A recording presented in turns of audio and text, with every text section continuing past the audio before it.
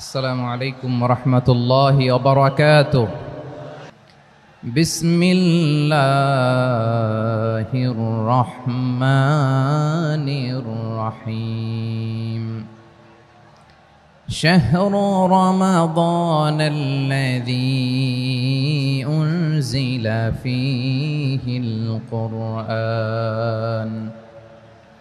هدى للناس وبينات من الهدى والفرقان إن الله وملائكته يصلون على النبي يا أيها الذين آمنوا صلوا عليه وسلموا تسليما.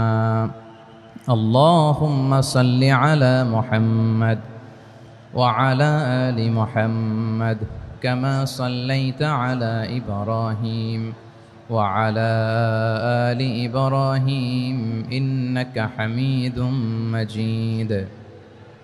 اللهم بارك على محمد وعلى آل محمد كما باركت على إبراهيم وعلى آل إبراهيم إنك حميد مجيد.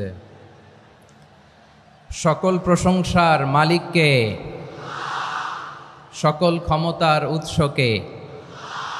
কেউ যেটা পারে না পারেন কে, কেউ যেটা দেখে না দেখেন কে, কেউ যেটা শোনে না শোনেন কে? সে আল্লাহ রাব্বুল ইজ্জা ওয়াল জালালের দরবারে আমরা শুকর গুজার হচ্ছি। আমরা সবাই পড়ছি কালিমাতুশ শুকর আলহামদুলিল্লাহ। প্রিয় চাপাই নবাবগঞ্জবাসী, গলা ছেড়ে দিয়ে আওয়াজ করে আমার সাথে পড়ুন, রব্বানা লাকাল হামদ হামদান কাসীরান তাইয়্যিবান মুবারাকান ফি ইয়া রাব্বি লাকাল হামদু কামা ইয়ানবাগি লিজালালি ওয়াজহিকা ওয়া আযীমি সুলতানিকা। লাকাল হামদু বিল ঈমান, লাকাল হামদু বিল ইসলাম, লাকাল হামদু বিল কোরআন। আমার প্রিয় ভাইয়েরা, আপনারা সবাই ভালো আছেন? সুস্থ আছেন সবাই? জোহরের সালাত আদায় করতে পেরেছেন তো জামাতে? দুপুরের খাবার খেয়েছিলেন? আমিও খাই নাই। আপনারা খান নাই, আমিও খাই নাই। নেমেই চলে আসছি, না খেয়ে চলে আসছি। শুনলাম যে লাখো লাখো ইসলাম প্রিয়, কোরআন প্রিয় তৌহিদি জনতা আজকে এখানে একত্রিত হয়েছে। চলে এসেছি সরাসরি, আলহামদুলিল্লাহ। প্রিয় ভাইয়েরা, আপনারা জানেন যে এটা আমার বিভাগীয় সফরের, এবছরের আল্লাহর অশেষ মেহেরবানিতে সর্বশেষ বিভাগীয় সফর। রাজশাহী বিভাগের প্রোগ্রাম এই চাপাই নবাবগঞ্জে হচ্ছে, আলহামদুলিল্লাহ। আমি সবাইকে অন্তরের অন্তঃস্থল থেকে শুকরিয়া জানাই যারা এই প্রোগ্রামে আপনারা অংশগ্রহণ করেছেন। আমি অন্তরের অন্তঃস্থল থেকে ধন্যবাদ এবং মোবারকবাদ জানাতে চাই আজকের প্রোগ্রামের অর্গানাইজিং কমিটিকে। খুব সম্ভবত জাবালুন নূর ফাউন্ডেশনের উদ্যোগে আজকের চাপাই নবাবগঞ্জের এই ঐতিহাসিক তাফসিরুল কোরআনের প্রোগ্রাম আয়োজন হয়েছে। দীর্ঘ অনেক দিন, অনেক কষ্ট করে, অনেক প্ল্যান করে, প্রোগ্রাম করে পুরো জেলা শহর, বিভাগীয় শহরের সব ক্যাপাসিটিকে একসাথে করে ওনারা আজকের এই চমৎকার কোরআনের বাগানকে সাজিয়েছেন। আমি অন্তরের অন্তঃস্থল থেকে এই জাবালুন নূর ফাউন্ডেশনকে ধন্যবাদ দিতে চাই। আজকের প্রোগ্রামে উপস্থিত আছেন চাপাই নবাবগঞ্জ জেলার সম্মানিত ব্যবসায়ী বৃন্দ, চাকরিজীবী বৃন্দ, সমাজ সেবক বৃন্দ, ছাত্র জনতা, পর্দার আড়ালে মায়েরা, বোনেরা, আইন শৃঙ্খলা বাহিনী, প্রশাসনের ভাইয়েরা, বিশেষ করে সেনাবাহিনী, র্যাব, বিজিবি, ভলান্টিয়ার্স, সাংবাদিক বন্ধুরা, মিডিয়া কর্মী, ইউটিউবার্স, আমি সবাইকে অন্তরের অন্তঃস্থল থেকে শুভেচ্ছা এবং মোবারকবাদ জানিয়ে শুরু করছি। আমি ধন্যবাদ দিতে চাই আজকের প্রোগ্রামের সম্মানিত সভাপতি মহোদয়, প্রধান অতিথি মহোদয়, বিশেষ অতিথি মহোদয় বৃন্দদেরকে যারা আজকের প্রোগ্রামে উপস্থিত হয়ে প্রোগ্রামের সৌন্দর্যকে তারা বাড়িয়েছেন, অলঙ্কৃত করেছেন। আলহামদুলিল্লাহ। আমি সবাইকে শুকরিয়া, মোবারকবাদ এবং ধন্যবাদ জানিয়ে শুরু করছি। আমার প্রিয় ভাইয়েরা, আপনারা দেখেছেন এত বড় প্যান্ডেল সাধারণত হয় না বাংলাদেশে। আমি তো বিভিন্ন বিভাগে গিয়েছি, মাঠ অনেক বড় থাকে। এটাও বাংলাদেশে one of the biggest field. আলহামদুলিল্লাহ। আমাদের ভাইরা চেষ্টা করেছেন, আলহামদুলিল্লাহ। এবং রাজশাহীবাসী চমক দেখানোর কারণ আছে, কারণ ওনারা সুযোগ পাইছে বেশি, সময় পাইছে বেশি, ঠিক কিনা বলেন? ওনারা প্ল্যান করেছে, সব বিভাগ যেটা না করছে আমরা চাঁপাইনবাবগঞ্জ থেকে ওইটা করে দেখাই দেব ইনশাআল্লাহ। মাশাআল্লাহ, মাশাআল্লাহ। আমরা প্রাণ ভরে দোয়া করি আমার ভাইদের জন্য যারা এই চমৎকার কোরআনের বাগানকে সাজিয়েছেন। প্রিয় ভাইয়েরা, আমরা মূল আলোচনাতে যাওয়ার আগে আমি একটু অনুরোধ করব, মাশাআল্লাহ, এখনো আপনাদেরকে বসুন, শান্ত হন, আল্লাহর ওয়াস্তে থামুন, কিছুই বলা লাগে নাই। লক্ষ লক্ষ কোরআন প্রেমী জনতা আজকে এক হয়েছে, কিন্তু কোনো আওয়াজ নাই, নীরব নিস্তব্ধ। মাশাআল্লাহ। ডান দিকে তো একেবারে পিন ড্রপ সাইলেন্ট, পিন পতন নীরবতা। এইদিকে আমার ভাইরা জায়গা পাচ্ছেন না আমি জানি, আমি দেখেছি সবাইকে, এই যে হাত নাড়িয়ে শুভেচ্ছা জানাচ্ছি। মাশাআল্লাহ, মাশাআল্লাহ, মাশাআল্লাহ। আল্লাহর মেহেরবানি, আমাদের এই প্রোগ্রামগুলোতে আমরা একটা ইনক্লুসিভ প্রোগ্রামের কথা বলি। আমি জানি যে চাঁপাইনবাবগঞ্জ জেলার সামাজিক নেতৃবৃন্দ, ধর্মীয় নেতৃবৃন্দ, রাজনৈতিক নেতৃবৃন্দ সব আজকে একত্রিত হয়েছেন আজকের এই মঞ্চে। আজকের এই মঞ্চে আছে হেফাজতের নেতৃবৃন্দ, আহলে হাদিস প্ল্যাটফর্মের নেতৃবৃন্দ, আলিয়া মাদ্রাসা, কৌমি মাদ্রাসার মোহতামিম সাহেবগণ, অত্র এলাকার আইম্মাতুল মাসাজেদ, ইমাম সাহেবগণ, মুয়াজ্জিন সাহেবগণ, খতিব সাহেবগণ, বিশ্ববিদ্যালয়ের শিক্ষক মণ্ডলীরাও এসেছেন, আমাদের শিক্ষক তুল্য। আজকে আমরা কথা না বলে ওনাদের কাছ থেকে নসিহাত এবং দিক নির্দেশনামূলক বাণী শুনতে পারলে আমরা বেশি কিছু শিখতে পারতাম। তারপরেও আলহামদুলিল্লাহ আমরা কিছু কথা বলার সুযোগ পেয়েছি, এই সময়টাকে আমরা কাজে লাগাবো ইনশাআল্লাহ। প্রিয় ভাইয়েরা, বলুন তো, আমরা যে আরবি মাস অতিবাহিত করছি, কাটাচ্ছি, মাসটির নাম কি? শাবান। মাশাআল্লাহ, এই তো আপনারা সবাই জানেন। শাবানের পরেই যে মাস আসবে এটার নাম কি? রমাদান যে আসতেছে, আপনাদের ভাল লাগে? হ্যাঁ, রমাদান নাম শুনলেই মুমিন হৃদয়ে বয়ে যায় প্রশান্তির ফল্গু ধারা, ঠিক কিনা? একটা আনন্দ, একটা উচ্ছ্বাস আমাদের হৃদয়ের মধ্যে চলে আসে। রমাদান সাইয়্যিদুশ শুহুর, 12 মাসের মধ্যে সবচাইতে শ্রেষ্ঠতম মাস রমাদান আল মুবারক আসছে। আত্মশুদ্ধির মাস, আত্মসংশোধনের মাস, শুদ্ধাচারের মাস, নিজেকে আলোকিত করবার মাস, ঠিক কিনা বলেন? এই রমাদানুল মুবারকে আমাদের কি করণীয়, কি বর্জনীয়, what to do and what not to do, এই টপিকসের উপর কিছু কথা আপনাদের সামনে উপস্থাপন করব ইনশাআল্লাহ। ওমা তাওফীকি ইল্লা বিল্লাহ। আমার প্রিয় ভাইয়েরা, আমি আমার খুতবার শুরুতে সূরা বাকারার 185 নম্বর আয়াত তেলাওয়াত করেছি, যেখানে আল্লাহ তাআলা কোন মাসে কোরআন আল কারীমকে, মহাবিশ্বের মহাবিশ্বয় কোরআন আল কারীমকে এই পৃথিবীতে নাজিল করেছেন সেটা আমাদেরকে জানিয়েছেন। আল্লাহ তাআলা ইরশাদ করছেন, শাহরু রমাদান আল্লাযী উনজিলা ফীহিল কুরআনু হুদাল লিন্নাস ওয়া বাইনাতিম মিনাল হুদা ওয়াল ফুরকান। আল্লাহ বলেন, রমাদান এমন একটা মাস যে মাসে কোরআন নাজিল করা হয়েছে, আর এই কোরআন হচ্ছে বিশ্ব মানবের জন্য পথ নির্দেশিকা, হেদায়েতের সুস্পষ্ট বর্ণনা এবং সত্য মিথ্যা পৃথক করার আসমানি মানদণ্ড রূপে জামিনে আমাদের জন্য কোরআন নাজিল করেছে কে? আওয়াজ করে বলেন তো, আল্লাহর নাজিল করা এই কোরআনে কোনো ভুল আছে? সবাই বলেন নাই। সবাই বললে এতটুকু আওয়াজ হয় আমি বিশ্বাস করি না। গলা ছেড়ে দিয়ে বলেন, আল্লাহর নাজিল করা এই সর্বশেষ আসমানি কিতাব আল কোরআনে কোনো ভুল আছে? সন্দেহ আছে? সংশয় আছে?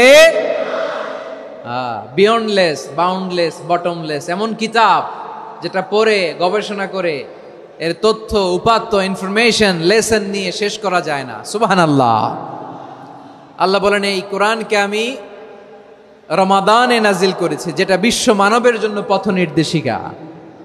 এতে আছে হেদায়েতের সুস্পষ্ট বর্ণনা, আর সত্য মিথ্যা পার্থক্য করার মানদণ্ড, কোনটা সত্য কোনটা মিথ্যা, এটা কোরআন দিয়ে ডিফারেন্সিয়েট করা যায়। কোরআন হচ্ছে ফুরকান, to differentiate between right and রং।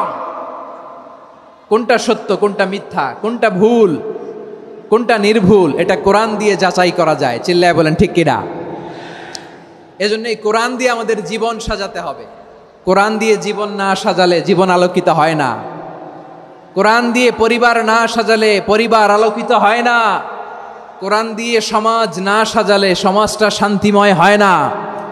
শুধু দুর্নীতি দমন কমিশন দিয়ে দুর্নীতি বন্ধ করা যায় না। কোরআনের আইন বাস্তবায়ন করা ছাড়া এই সমাজ থেকে দুর্নীতি বন্ধ করা যাবে না। চিল্লায় বলো ঠিক কিনা? আমার প্রিয় ভাইরা, এই কোরআন নাজিল হয়েছে রমাদান আল মুবারক, এই বরকতময় মাসে। তাই আমাদের উচিত এই মাসে আসন্ন যে রমাদান আল মুবারক, এই রমাদানে কোরআনের সাথে নিজেদের সম্পর্ককে বাড়ানো। আমার প্রিয় চাঁপাইনবাবগঞ্জের ভাইয়েরা, আমরা কি আসন্ন রমাদানে কোরআনের সাথে আমাদের অ্যাটাচমেন্ট সম্পর্ক বাড়াতে চাই? চান সবাই? আপনি কি জানেন কোরআন নিয়ে কোন ফেরেশতা পৃথিবীতে এসেছিল? জানেন ফেরেশতার নাম কি বলেন তো? জিবরিল আলাইহিস সালাম।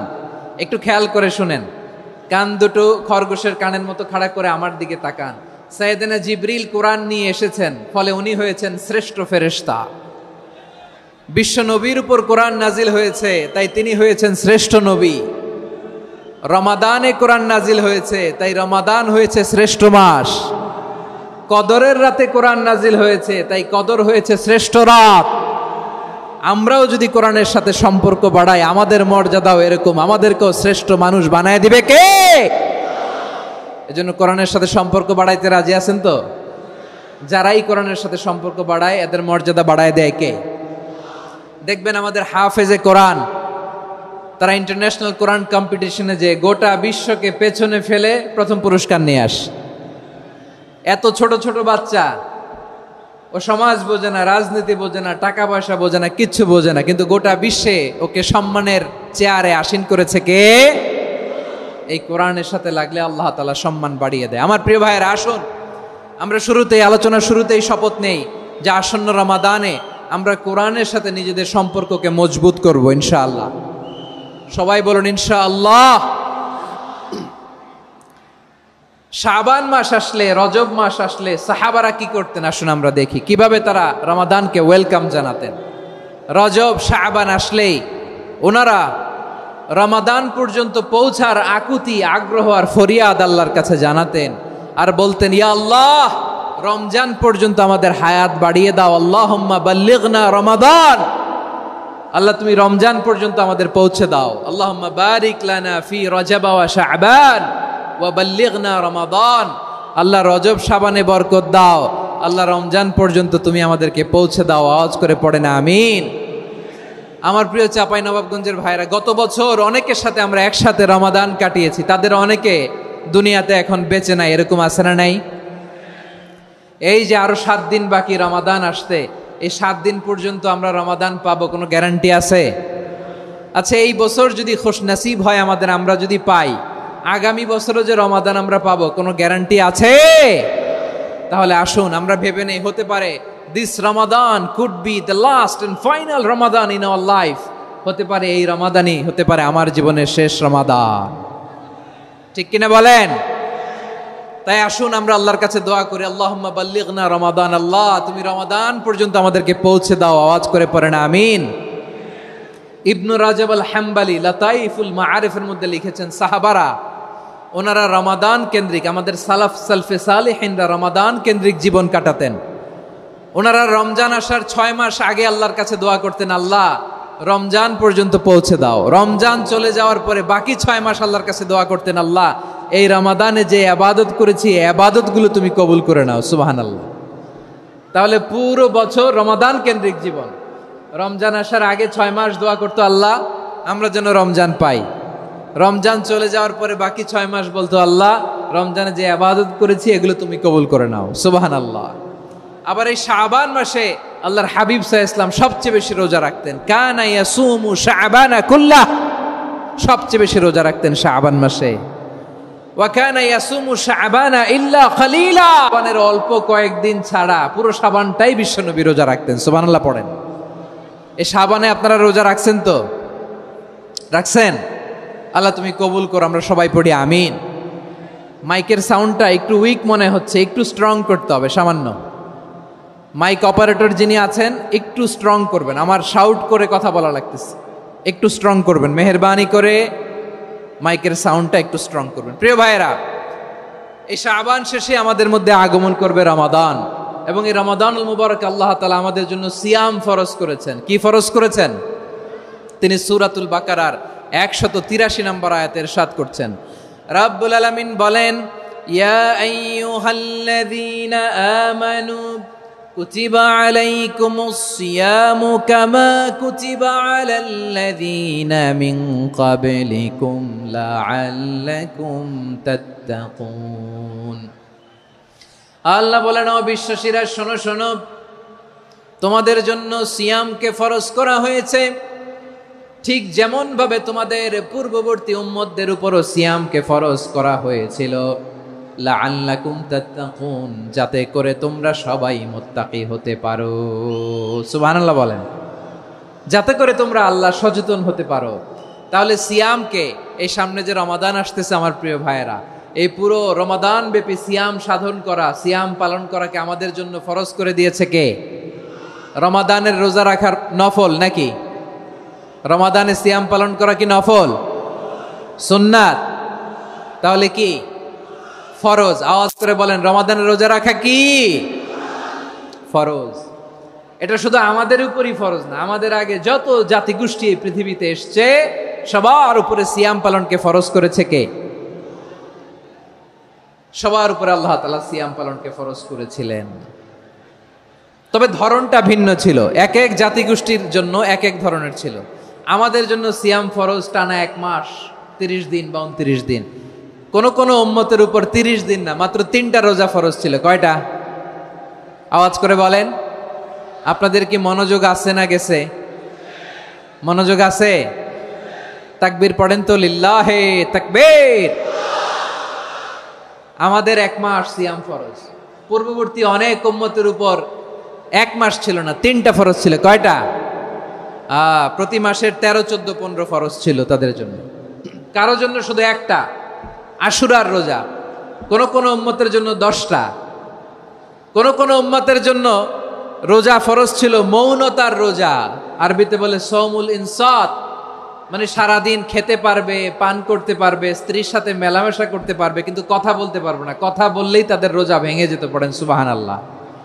কি অদ্ভুত ব্যাপার, মৌন সম্মতির রোজা। যেমনটি সাইয়্যিদাতুনা মারিয়াম আলাইহিস সালাম বলেছেন, ইন্নী নাযারতু লির-রাহমানি সাওমা ফালান উকাল্লিমাল ইয়াওমা ইনসিয়া।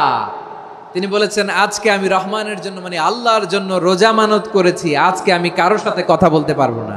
তো রোজা রাখলে কথা বলতে পারবে না কেন? কারণ ওই শরীয়তে রোজার বিধান ছিল সকাল থেকে সন্ধ্যা খেতে পারবেন, পান করতে পারবেন, কিন্তু কথা বলতে পারবেন না। কথা বললেই রোজা ভেঙে যেত। সুবহানাল্লাহ বলেন। তাহলে সব জাতিগোষ্ঠীর উপরে রোজা ফরজ ছিল, কিন্তু ধরনটা ভিন্ন ছিল। মজার ব্যাপার হচ্ছে, আপনি বর্তমানেও বিভিন্ন ধর্মের দিকে তাকান, বৌদ্ধ ধর্ম, হিন্দু ধর্ম, খ্রিস্ট ধর্ম, তাদের মধ্যেও রোজা আছে। ইংরেজরা, খ্রিস্টানরা এটাকে বলে ফাস্টিং। কি বলে? ফাস্টিং।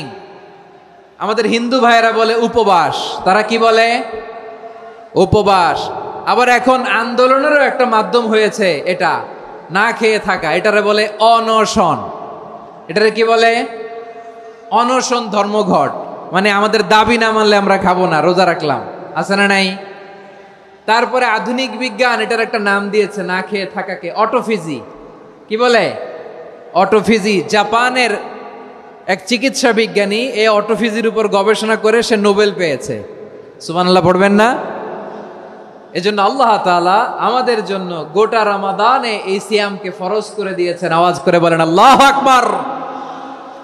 রাব্বুল আলামিন বলেন, ইয়া আইয়ুহাল্লাযীনা আমানু কুতিবা আলাইকুমুস সিয়াম।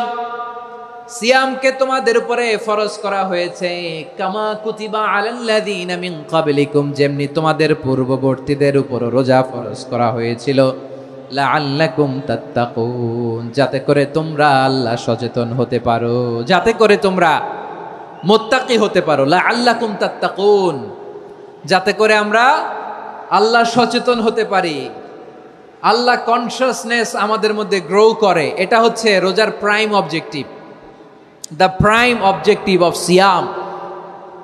অনেকে জিজ্ঞেস করলে অনেকে বলে রোজার মূল উদ্দেশ্য হচ্ছে না খেয়ে থাকা। না। অনেকে বলে গরিবদের কষ্ট অনুধাবন করা রোজার উদ্দেশ্য। না।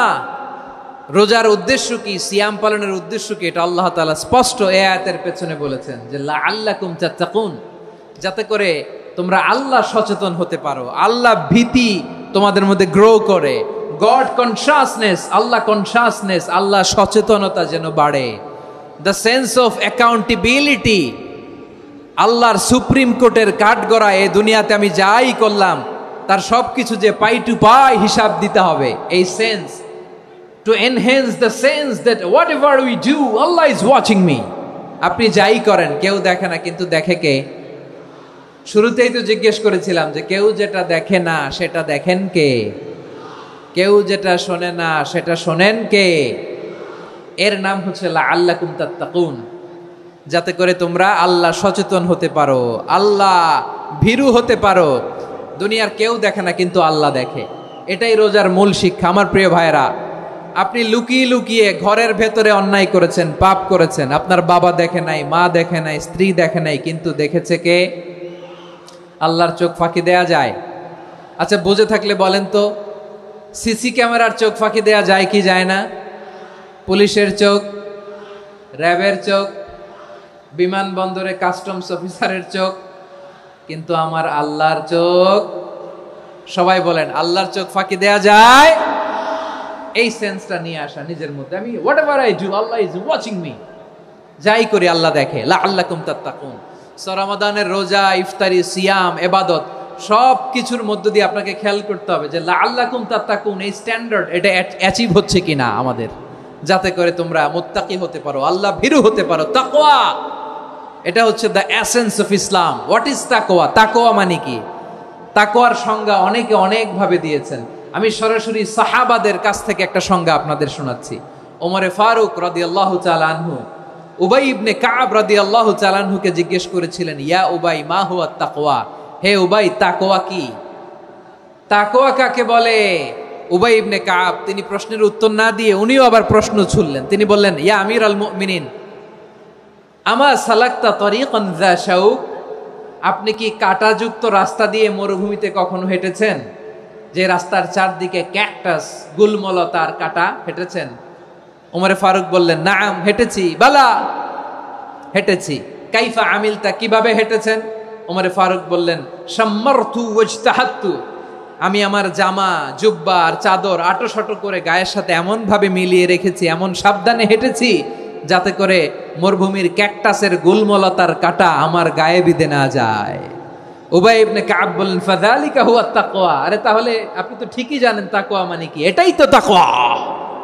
ওই রাস্তা দিয়ে যেভাবে হেঁটেছেন পুরো দুনিয়ার জিন্দেগিটা এইভাবে সাবধানে চলার নামই হচ্ছে তাকওয়া। চিল্লায় বলো ঠিক কিনা? এই দুনিয়াতে পাপ পঙ্কিলতা থাকবে, শয়তানির হাতছানি থাকবে, অপরাধ প্রবণতা থাকবে, নফসের খায়েশ থাকবে, অন্যায়ের হাতছানি থাকবে। সব কিছুকে দোলে মুচড়ে পেছনে ফেলে সাবধান হয়ে এই দুনিয়ার সিরাতুল মুস্তাকিমের পথে চলতে হবে। যেই রাস্তা শুরু হয়েছে দুনিয়াতে, শেষ হয়ে গিয়েছে আল্লাহর জান্নাতের ভেতরে। চিল্লায় বলেন ঠিক কিনা? আমার প্রিয় চাপাই নবাবগঞ্জের ভাইয়েরা, এটার নামই তাকওয়া। উবাই ইবনে কাব বললেন, ও আমিরুল মুমিনিন, ওই কাঁটাযুক্ত গুলমলতার রাস্তার মধ্যে ঠিক যেমনি সাবধান হয়ে আপনি হেঁটেছেন, এই দুনিয়ার বুকে ওই সাবধান হয়ে চলার নাম হলো তাকওয়া। সুবহানাল্লাহ। তাহলে তাকওয়া কারে বলে?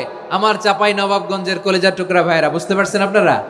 হ্যাঁ, তাকওয়ার শুধু দুইটা নমুনা আপনাদের সামনে পেশ করব, আপনাদের ক্লিয়ার হয়ে যাবে। একটা নমুনা তো দিলাম, আরেকটা নমুনা, সেটাও ওমরে ফারুক রাদিয়াল্লাহু তাআলা আনহুর জীবনী থেকে। উনি ছিলেন ন্যায়পরায়ণ শাসক। রাত্রিবেলা প্রজাদের কি হাল হাকিকত, কি অবস্থা, ঘুরে ঘুরে প্যাট্রোলিং করতেন পুলিশের মতো। তো তো সারা রাত পেট্রোলিং করে সারা রাত তিনি ঘুরেছেন কার কি অবস্থা দেখে শেষ রাতে তিনি ফিরে আসতেছেন। তিনি থাকতেন, সেই বুখারীতে এসেছে, কানা ইয়াসকুনু ফি আওয়ালিল মদিনা, মদিনার উঁচু এলাকায় থাকতেন। তো ফিরে আসার সময় উনি একটা প্রাচীর বেষ্টিত ঘরের পাশে দুইজন নারীর কথোপকথন শুনতে পেলেন। কয়জন নারীর? দেখি আপনাদের মনোযোগ আছে কিনা, বলেন কয়জন নারীর? একজন বৃদ্ধা, একজন যুবতী। উনি কান লাগিয়ে শুনতে পাচ্ছেন। বৃদ্ধা মা, ওমরে ফারুক কাউকে দেখতে পাচ্ছেন না, শুনতে পাচ্ছেন। বৃদ্ধা মা তার যুবতী মেয়েকে বলে, এই তাড়াতাড়ি উটের দুধ দহন করে উটের দুধের সাথে পানি মিশাও, তাইলে কালকে বাজারে মদিনায় বেশি দামে বিক্রি করা যাবে, লাভ হবে অনেক। বৃদ্ধা মহিলা এটা বললেন। যুবতী মেয়ে উত্তরে বলে, মা আপনি জানেন না আমিরুল মুমিনিন খলিফাতুল মুসলিমিন ওমরে ফারুক দুধে পানি মিশানোকে দণ্ডনীয় অপরাধ বলে ঘোষণা দিয়েছে, জানেন না? এবার বৃদ্ধা মহিলা বলে, আরে পাগলি, এই ভোর রাতে আমিরুল মুমিনিন ওমরে ফারুক আসবে কোত্থেকে? উনি আসবে কোত্থেকে? ওনার পাইক পেয়াদা সিকিউরিটি আসবে কোত্থেকে? কেউ দেখবে না। আরে কেউ দেখবে না, তাড়াতাড়ি দুধের সাথে পানি মেশাও। এই কথা যখন মা বলেছে, যুবতী মেয়েটা চমৎকার একটা উত্তর দিয়েছে। তিনি বলেছিলেন, ইয়া উম্মি, ও আমার মা, লাউলা রাআ উমর লা রাআ রব্বু উমর, ও আমার প্রিয়তমা মা, আপনি ঠিকই বলেছেন, গভীর রাতে ওটের দুধে পানি মিশালে ওমর দেখবে না, কিন্তু মা খেয়াল রাখবেন, ওমর যদি নাও দেখে, ওমরের রব কিন্তু দেখে। চিল্লায় বলেন ঠিক কিনা? দিস ইজ কল্ড তাকওয়া। লাউলা রাআ উমরু লা রাআ রব্বু উমর, ওমর দেখে না কিন্তু ওমরের রব দেখে। চিল্লায় বলেন ঠিক কিনা? এজন্য রব্বুল আলামিন বলেন, লা তুদরিকুহুল আবসার ওয়া হুয়া ইউদরিকুল আবসার ওয়া হুয়াল লাতীফুল খাবীর। তিনি এমন সত্তা, দুনিয়ার কোন চোখ তাকে দেখে না, কিন্তু দুনিয়ার সবগুলো চোখকে, সব মানুষের অ্যাক্টিভিটিসকে আরশের উপর থেকে সব কিছু মুহূর্তে মুহূর্তে দেখতে পান কে? তাহলে তাকওয়া কারে বলে বুঝতে পারছেন? দুনিয়াতে সাবধানে চলার নাম তাকওয়া। কেউ দেখে না কিন্তু আল্লাহ দেখে। এই সেন্স, এই জবাবদিহিতার ভয়, দ্য সেন্স অফ অ্যাকাউন্টেবিলিটি, এই সেন্স নিজের মধ্যে গ্রো করার নাম হচ্ছে তাকওয়া।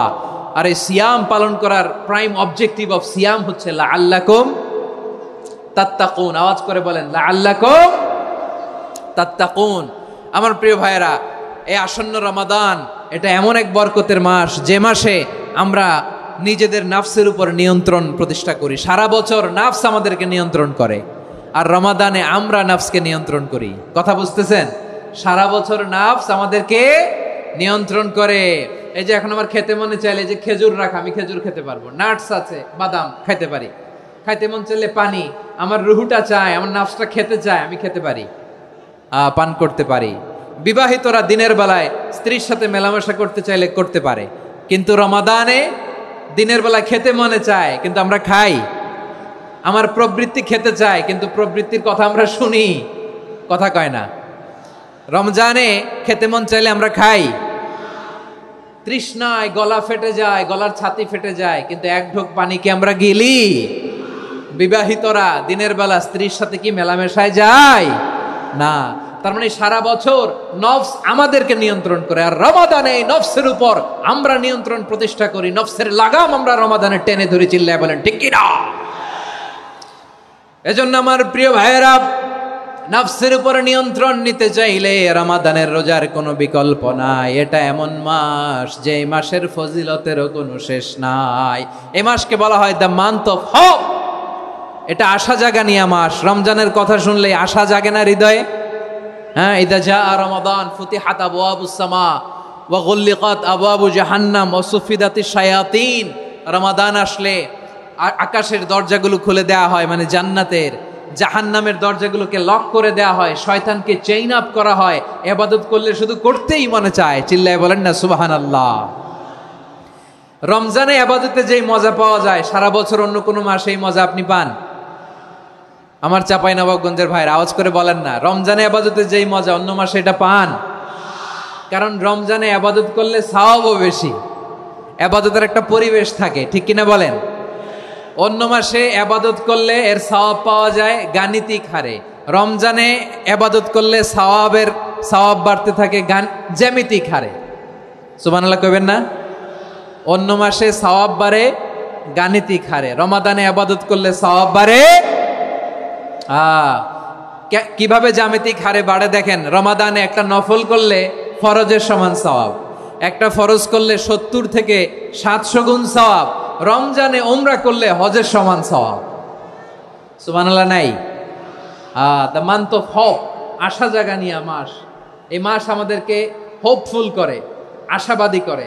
রমাদান যেমনি দ্য মান্থ অফ হোপ, আশা জাগানিয়া মাস, এট দ্য সেম টাইম এই রমাদান হচ্ছে মান্থ অফ ওয়ার্নিং, একটা ওয়ার্নিং এর মাস। নবী যেমনি আশা জাগাইছে আবার ওয়ার্নিং দিয়েও গেছে, খবরদার। ওয়ার্নিংটা কেমন? আল্লাহর হাবিব সাল্লাল্লাহু আলাইহি ওয়াসাল্লাম মসজিদে নববীর ভেতরে হঠাৎ তিনি মসজিদে নববীর মিম্বারে পা রেখে বললেন আমিন। দ্বিতীয় ধাপে পা রেখে বললেন আমিন, তৃতীয় ধাপে পা রেখে বললেন আমিন। সাহাবারা অবাক হয়ে বললেন ইয়া রাসূলুল্লাহ, ইয়া হাবিবাল্লাহ, 3 বার শুধু আমিন আমিন পড়লেন, কেন পড়লেন আমরা কিছু জানি না, আমাদেরকে জানিয়ে দেন কেন আপনি 3 বার আমিন বললেন। রাহমাতাল লিল আলামিন আল্লাহর হাবিব বললেন, ও আমার প্রাণের সাহাবীরা, আমি যখন মসজিদে নববীর মিম্বারের প্রথম ধাপে পা রেখেছি, সাইয়েদনা জিবরিল এসে আমাকে বলেছে, ও নবী, আপনার নাম শুনে যে ব্যক্তি আপনার উপর দুরূদ পড়ে না তার ধ্বংস। আপনি বলেন আমিন। আমি বলেছি আমিন। দ্বিতীয় ধাপে পা রাখার পর সাইয়েদনা জিবরিল বললেন, ইয়া রাসূলুল্লাহ, মাতা পিতাকে বার্ধক্য অবস্থায় পেয়ে তাদের সেবা করে, তাদের সাথে সদাচরণ করে যে সন্তান জান্নাত কামাতে পারলো না তার জন্য ধ্বংস। আপনি বলেন আমিন। আমি বলেছি আমিন। আবার মিম্বারের তৃতীয় ধাপে ঠিক যখনই আমি পা রাখলাম, সাইয়েদনা জিবরাইল বললেন, নবী, রমজান মাস পাওয়ার পরে এই মাসে ইবাদত করে যে ব্যক্তি নিজের গুনাহ মাফ করাতে পারলো না তার জন্য ধ্বংস। আপনি আওয়াজ করে পড়েন আমিন।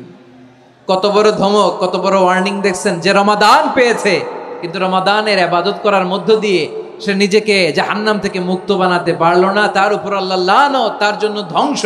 সাইয়েদনা জিবরাইল বলেছেন আমিন, স্বয়ং বিশ্বনবীও বলেছেন আমিন। আওয়াজ করে পড়েন নাউযুবিল্লাহ।